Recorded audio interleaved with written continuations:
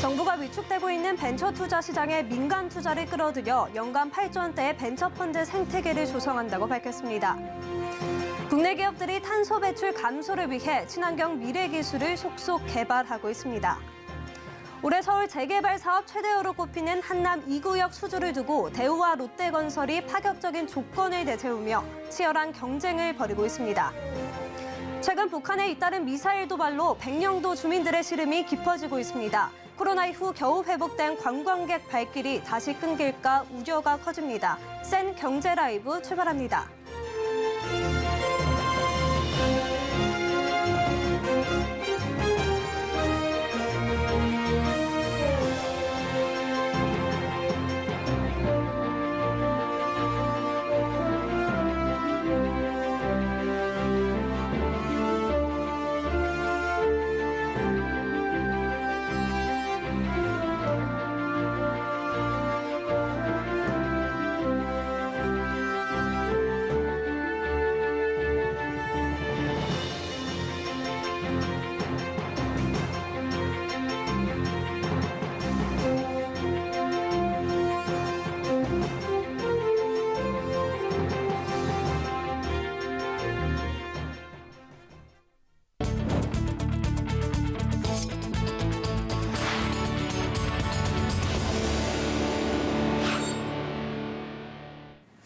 시청자 여러분 안녕하십니까? 센 경제 라이브 최민정입니다. 정부가 위축된 벤처 시장에 활력을 불어넣기 위해 민간 투자를 활성화하겠다는 방침을 밝혔습니다. 민간 벤처 모펀드를 조성하고 글로벌 자본 유치를 확대하는 등 연평균 8조 원대의 벤처펀드 생태계를 만들겠다는 계획입니다. 설석용 기자입니다.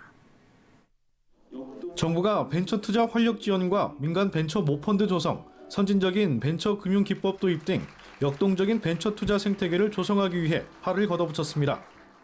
중소벤처기업부는 오늘 열린 비상경제 장관회의에서 벤처 투자 촉진을 위한 4대 전략을 내놨습니다. 민간 자본 유입을 확대해 최근 5년간 연평균 6조 원대였던 벤처펀드 규모를 오는 2026년까지 연평균 8조 원대로 끌어올려 스타트업 성장 자금이 안정적으로 공급되도록 하는 게 골자입니다. 우선 벤처 투자 인센티브 강화와 중소형 VC 펀드 결성 지원 확대, 사모펀드 연계와 M&A 규제 개선으로 중간 회수 시장을 활성화한다는 방침입니다. 민간 벤처 모펀드 조성 기반을 마련하고 정부 모태펀드와의 기능을 정립하겠다는 계획도 세웠습니다. 여기에 국내 유망 스타트업의 해외 자본 유치와 글로벌 진출을 지원하고 국내외 VC 간 네트워크 강화와 대규모 후속 해외 투자를 이끌어내겠다는 포부입니다. 이와 관련해 조건부 지분 전환 계약과 투자 조건부 융자 제도를 도입하고 레버리지 투자를 허용하겠다는 방침입니다. 어려운 상황이지만 시야를 글로벌로 돌리고 시계를 미래로 돌린다면 그리고 민관의 어떤 합심화된 역량을 직결하고 정부가 필요한 적시에 제도 개선과 함께 세제 개혁 등과 같은 인센티브를 지원을 한다면 충분히 또 한 번의 도약을 할 수 있는 찬스라고. 중기부는 이달 중 관련 법안을 발의하고 이르면 내년 하반기 시행을 목표로 추진한다는 계획입니다. 서울경제TV 설석영입니다. 우리 기업들이 바닷물과 이산화탄소를 이용해 그린 수소를 생산하고 화석연료 대신 수소를 이용해 샘물을 생산하는 등 탄소 배출을 줄이기 위한 노력에 나서고 있습니다. 오늘 탄소중립 엑스포에선 이 같은 미래 기술들이 한자리에 모였는데요. 성나균 기자가 현장에 다녀왔습니다. 이산화탄소를 나노 버블화해 그린 수소를 생산하는 모습입니다. 그린 수소는 생산 과정에서 탄소가 배출되지 않아 핵심적인 미래형 에너지로 꼽힙니다. 화우나노텍은 이 기술을 통해 수소를 대량으로 생산하고 폐수를 친환경적으로 처리하면서 동시에 탄소 배출권을 획득하는 등 수익 창출도 기대하고 있습니다.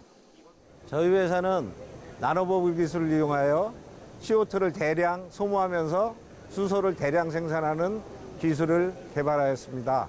또 CO2를 대량 소모함으로써 탄소 배출권을 확보할 수 있고 또 수소를 저전력으로 생산함으로써 새로운 방법으로 이산화탄소 배출권을 확보할 수 있습니다. 2022 탄소중립 엑스포가 지난 2일부터 오늘까지 일산 킨텍스에서 탄소중립 산업 전환의 시작을 주제로 열렸습니다. 이 자리에선 탄소중립에 앞장서고 있는 약 100여 개의 기업들이 참여해 각사의 기술과 전략을 뽐냈습니다. 포스코는 수소 환원 제철 기반 탄소 중립 실현을 주제로 에너지부터 원료, 기술, 제품, 사회적 감축까지 전 영역에서의 탄소 중립 전략을 선보였습니다. 수소 환원 제철은 화석 연료 대신 수소를 이용해 쇳물을 생산할 수 있어 궁극적인 그린 기술이라고 불립니다. 종합제지기업 깨끗한 나라는 폐지를 원료로 다시 종이 제품을 만드는 선순환 시스템을 강조하며 화장지, 물티슈, 여성용품 등 친환경 소재 제품들을 공개했습니다. 우리 기업들이 더 나은 미래 환경을 위해 힘쓰고 있는 만큼 탄소 중립 기술 개발 노력은 앞으로도 더욱 치열해질 전망입니다. 서울경제TV 성낙윤입니다. 포스코 인터내셔널이 오늘 임시 주주총회를 열고 포스코 에너지와 합병하는 안건을 최종 승인했습니다. 양사는 내년 1월 1일부로 공식 합병 후 새롭게 출범하게 됩니다. 이날 주총에서 주시부 사장은 에너지 사업 성장 전략과 함께 대규모 투자 계획을 발표했습니다. 합병 원년인 2023년부터 EMP, LNG 인프라, 발전, 친환경 에너지 각 부분별 성장 전략에 맞춰 3년간 총 3조 8천억 원 규모의 투자를 집행한다는 계획입니다. 포스코 인터내셔널은 탐사부터 생산, 저장, 발전에 이르는 LNG 밸류체인을 완성하고 수익 사업을 활용해 신재생과 수소 등 친환경 에너지 사업에도 더욱 속도를 낸다는 계획입니다. 미국발 금리 인상 여파로 카드사의 수익성에 빨간불이 켜졌습니다. 금리 인상이 빨라지면서 자금 조달 문제가 심화되기 때문인데요. 이에 적격 비용을 개선해 낮아지는 수익성을 방어해야 한다는 목소리가 커지고 있습니다. 보도에 김수빈 기자입니다. 카드사가 매 분기마다 수익성이 악화되는 모습입니다. 신한카드, 삼성카드, KB국민카드 등 5개 카드사의 올해 3분기 누적 당기순이익은 총 1조 7,413억 원으로 전년 동기보다 1.9% 줄었습니다. 특히 KB국민카드는 3분기 누적 순이익이 3,523억 원으로 지난해보다 5.8% 줄어들었고 하나카드는 16.8%나 감소했습니다. 문제는 앞으로 상황이 더 나빠질 수 있다는 점입니다. 가장 큰 문제는 조달 비용. 카드사가 자금 조달을 위해 발행하는 여전체 금리는 올 초 2%대였지만 최근 6%를 넘어섰습니다. 연내 한 차례 더 기준금리가 인상될 수 있다는 것을 고려하면 여전체 금리는 더 오를 것으로 전망됩니다. 지난해 법정 최고금리가 20%로 낮아지면서 카드사 금융상품 수익성도 낮아진 상황입니다. 그래서 낮은 조달금리가 필수적입니다. 이 같은 상황에 카드업계는 적격비용 제도가 개선돼야 한다고 피력해왔습니다. 현재 카드 결제가 많아질수록 카드사가 오히려 손해를 보는 역마진이 발생하고 있다는 설명입니다. 원가 이하의 우대 수수료를 적용받는 가산점이 96% 정도 돼버리니까 카드 이용액이 늘어남에도 불구하고 거래액이 늘어나니까 수입은 늘어나지만 원가를 생각하면 이익이 안 나오는 상황입니다. 이 문제를 해결하기 위해 금융위원회는 지난 2월 카드 수수료 태스크포스를 구성했습니다. 당초 10월까지 정책 연구 용역을 마무리할 예정이었지만 금융수장교체와 최근 자금시장 경색 등의 이유로 길어지고 있습니다. 지난 2012년부터 정부는 3년마다 적격비용 재산정을 통해 중소 영세 자영업자들을 대상으로 카드 수수료율을 인하해왔습니다. 연내 나올 가능성이 높은 개선안이 인하 관행을 깨게 될지 주목됩니다. 서울경제TV 김수빈입니다. 미국 연방준비제도가 4연속 자이언트 스텝을 밟았습니다. 예상보다 매파적인 연준의 기조에 미국 증시가 급락했지만 코스피는 시가총액 상위주에 외국인 매수세가 몰리며 2,300선을 지켜냈는데요. 한 주간의 증시 흐름 윤혜림 기자입니다. 현지 시간 2일 연준은 연방공개시장위원회 결과에 따라 기준금리를 0.75%포인트 올린다고 밝혔습니다. 제롬 파월 연준 의장은 이날 다음 회의에서 금리 인상 속도를 늦출 수 있다고 언급함과 동시에 최종 금리가 이전에 예상한 것보다 더 높을 수 있다고 말하며 투자 심리에 악영향을 끼쳤습니다. 현재 미국 기준금리 목표치는 연 3.75에서 4%로 인상돼 2008년 이후 15년 만에 최고치를 기록했습니다. 이에 우리나라와 미국 간 기준금리 차이도 1%포인트로 벌어지며 이달 열릴 금융통화위원회에서 금리 추가 인상이 불가피해졌습니다. 다만 나흘째 이어진 미국 증시 급락에도 국내에선 2차 전지 주요 기업의 호실적과 더불어 화학, 전기전자 등 시가총액 상위 종목의 외국인의 순매수가 이어지며 유가증권 시장의 상승을 이끌었습니다.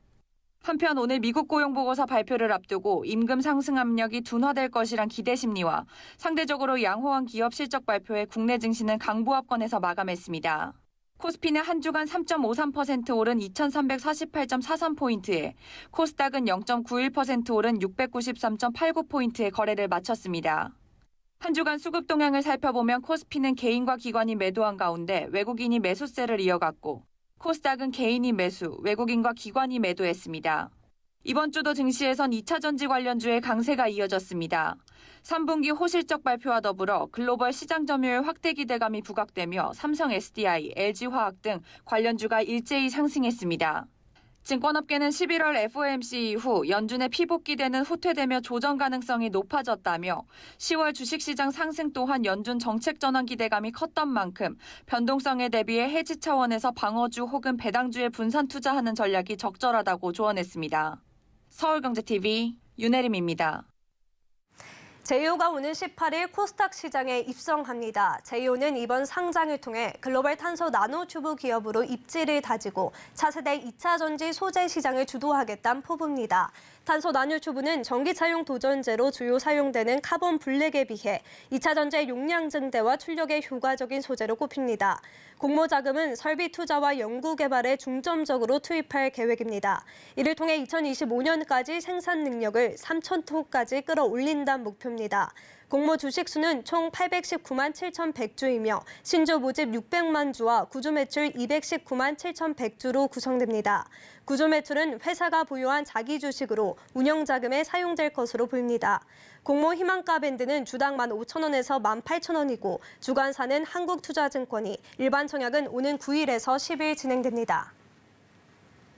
흥국생명이 5년 전 발행한 신종 자본증권의 조기 상환권을 행사하지 않기로 결정하면서 시장의 후폭풍이 커지고 있습니다. 강원도 레고랜드 사태로 국내 채권 시장이 얼어붙은 데 이어 외화채 발행까지 위축되며 기업들의 자금줄이 완전히 막힐 수 있다는 지적이 나옵니다. 앵커 리포트입니다. 최근 흥국생명은 금융시장 환경 등을 고려해 이달 9일로 예정된 5억 달러 규모의 신종 자본증권에 대한 콜옵션을 행사하지 않기로 했습니다. 신종 자본증권은 기업의 자금 조달 방법 중 하나로 채권과 증권의 중간 성격을 갖는 하이브리드 채권입니다. 통상 콜옵션을 포기하면 이자 금리가 뛰는 금리 인상 조항이 있기 때문에 신종 자본증권의 콜옵션은 관행처럼 이루어졌습니다. 흥국생명은 신종 자본증권을 새로 발행해 기존의 신종 자본증권의 상환자금을 마련할 계획이었지만 최근 미국의 고강도 긴축 기조와 시진핑 중국 국가주석의 3년임 결정 등으로 항공모를 비롯한 신흥국 회사채에 대한 투자 심리가 크게 악화되며 콜옵션을 포기한 겁니다. 이에 흥국생명의 금리는 기존 4.475% 수준에서 스텝업 후 6.75%로 올랐습니다. 시장에선 글로벌 금리 인상 기조 속 이자 비용을 아끼는 흥국생명의 결정이 합리적일 수 있다고 평가합니다. 스텝업 조항으로 해서 금리가 이제 추가 가상금리가 더 붙는다고 하더라도 현재의 시장 금리랑 비교를 했을 때 그렇게 크게 차이가 나지 않을 수 있다. 실제 지난달 삼성, SK, 롯데, 하나 등 주요 대기업 계열사들마저도 연 6에서 8%까지의 발행금리를 감수하고 자금을 조달할 만큼 시장의 돈맥 경화가 심각한 상황이기 때문입니다.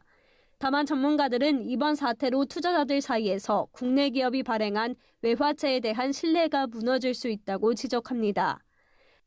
시장 관행상 5년 지나고 나면 콜옵션을 행사하는 것이 일반적인 모습이었거든요. 투자자들의 관점에서는 당연히 콜옵션의 행사를 기대하고 있었을 텐데 콜옵션을 행사하지 않는 걸로 의사결정을 내리게 되면 투자자들에게는 상당한 혼란을 줄 수 있는 사안이 되죠. 레고랜드 사태로 자금줄이 막힌 상황에서 해외 채권 시장마저 국내 기업들의 등을 돌릴 경우 재무구조가 불안한 기업들의 유동성 위기가 현실화될 가능성이 커졌습니다.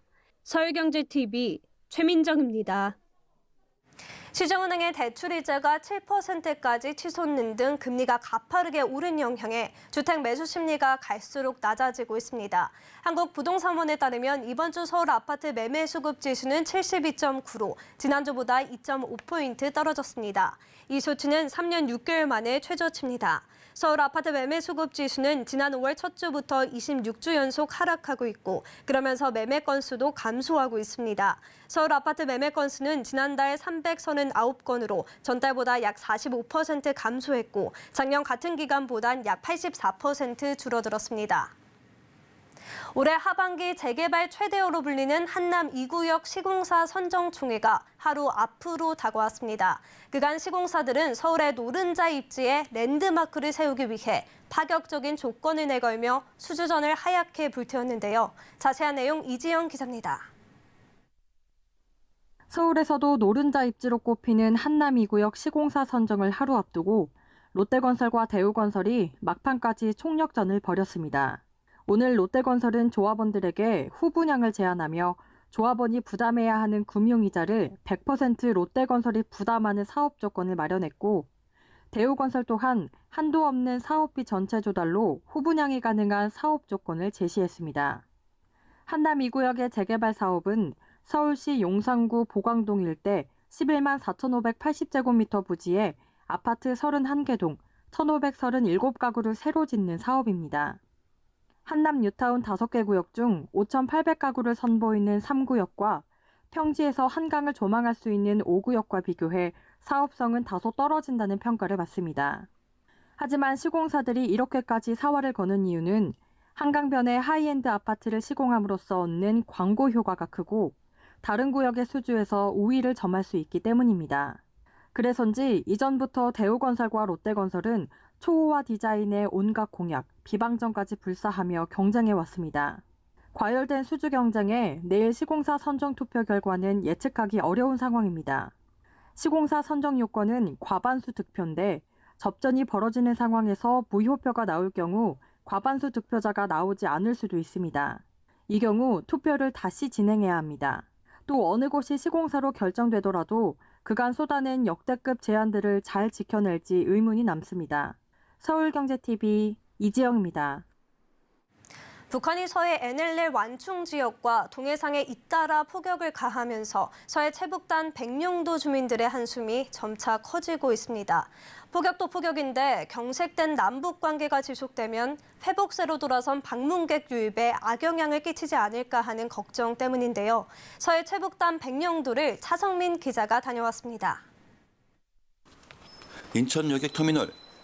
여행 가방을 맨 사람들이 335 매표소 앞에 모였습니다. 코로나 팬데믹으로 잠시 미뤄둔 여행을 떠나기 위해서입니다. 쾌속선을 타고 3시간 달려 도착한 백령도. 천혜의 자연이 관광객의 눈길을 사로잡습니다. 코로나 팬데믹 이후 백령도를 찾은 관광객은 급증했습니다. 실제로 올해 1월부터 7월까지 백령도를 찾은 관광객은 4만 3천 명에 달합니다. 지난해 같은 기간 2만 8천 명이 방문한 것과 비교하면 절반가량 늘어난 수치입니다. 하지만 정작 이곳에 사는 주민들은 걱정이 앞섭니다. 코로나 팬데믹이 끝나면서 관광객이 조금씩 늘고 있는데 남북 관계가 경색되면서 관광객 유입에 악영향을 미칠까 하는 우려입니다.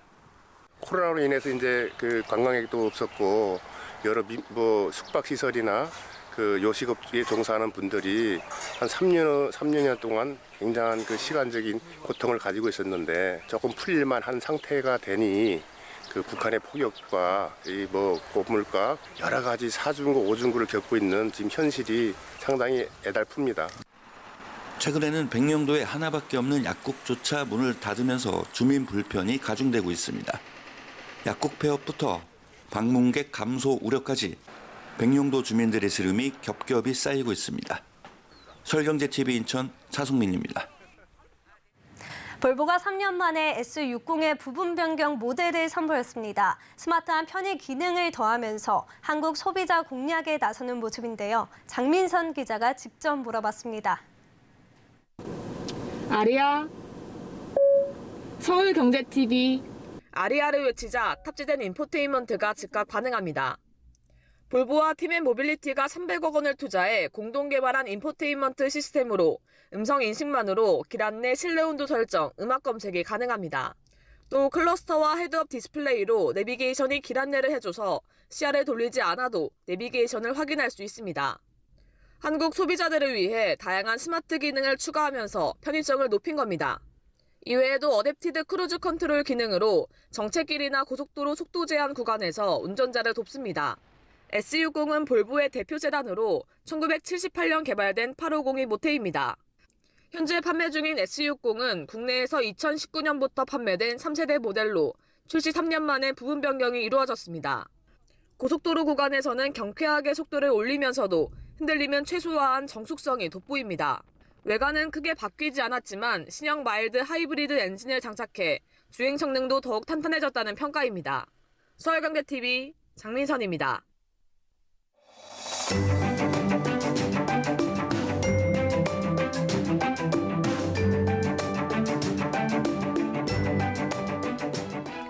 안녕하세요. K웨더 라이프스타일 예보 신지수입니다. 찬 공기가 계속 내려오면서 주말인 내일도 때이른 추위가 이어집니다. 서울 아침 기온 1도까지 내려가겠고요. 중부지방과 내륙 곳곳으로 영하권을 보이면서 춘천은 영하 3도까지 떨어지겠습니다. 여기에 아침과 낮에 일교차도 크니까요. 건강 잘 챙기셔야겠습니다. 내일 전국이 맑겠는데요. 다만 수도권을 비롯한 중서부와 전북의 미세먼지 농도는 오후에 한때 나쁨 단계를 보이겠습니다. 다음은 자세한 내일 날씨입니다. 중부지방 아침 기온 서울 1도, 수원과 대전 0도 보이겠고요. 낮에는 13도에서 14도 안팎에 그치겠습니다. 동해안 지방 강릉과 울진의 아침 기온 3도로 출발하면서 낮 기온은 15도 보이겠습니다. 남부지방 전주의 아침 기온 2도, 대구 1도로 시작하겠습니다. 낮에는 전주 14도, 대구 15도 예상됩니다. 내일 남해상은 물결이 최고 3.5m로 높게 일겠고 그 밖의 해상도 물결이 약간 높게 일겠습니다. 당분간 구름만 많이 지나겠는데요. 대기는 점차 메말라가고 있습니다. 산불 등 각종 화재 예방에 유의하시기를 바랍니다. 날씨였습니다. 센 경제 라이브 저희가 준비한 소식은 여기까지입니다. 시청해주신 여러분 고맙습니다.